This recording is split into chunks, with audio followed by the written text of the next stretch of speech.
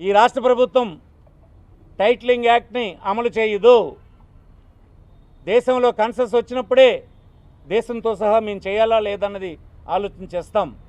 A senior advocate నేను అడగమనండి, చట్టం మేము తెచ్చిందా, బీజేపీ ప్రభుత్వం సజెస్ట్ చేసిందా? చట్టం మేము అమలు చేస్తున్నామా ఈ రాష్ట్రంలో? లేదని మీకు 10 సార్లు చెప్పలేదా?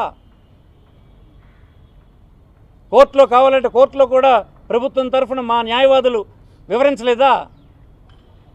దేశం అంతా కాన్సెస్ వచ్చిన తర్వాతే చేస్తామన్న మాట చెప్పలేదా?